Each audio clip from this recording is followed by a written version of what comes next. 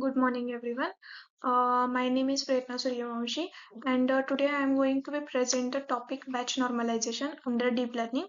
Batch normalization is one of the most important technique used to make the neural network training faster, more suitable, and more accurate.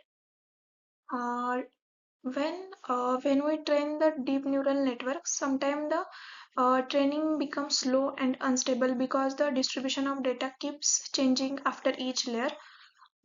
This problem is called as the internal covariate shift. Batch normalization was introduced to solve this issue.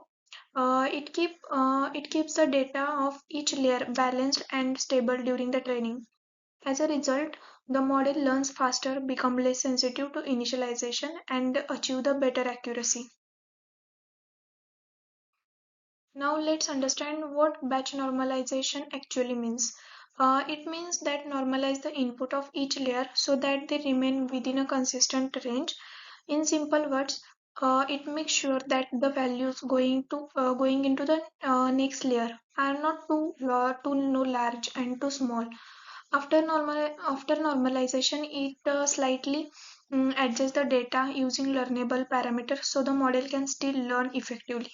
For example, if one layer produces the very high or low values, the next layer may struggle to learn. Batch normalization fixes these issues. Let's see how batch normalization works step by step.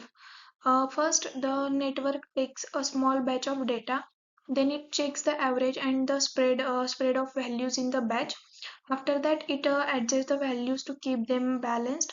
Fourth one is the finally it slightly scales and shift them using the two trainable parameters to maintain learning flexibility. This process happens between the two layers, usually after a dense or convolutional layer, and before the activation function. Because of this, the training becomes faster and more reliable. After that, challenge and limitation. Although batch normalization is very useful, it also has some limitations. It depends on having a sufficiently large batch size. If the batch is too small and the result may not be accurate, it adds a bit of extra computation and memory usage during the training. Also, the behavior of BN is slightly different during the training and testing. It may not work effectively in sequential model like RNNs, recurrent neural network. To handle such case, other techniques like layer normalization or instance normalization can be used.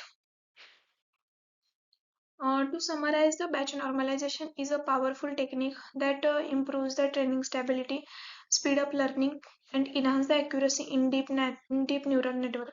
It helps to reduce the internal covariant shift that allows higher learning rates and make module more robust.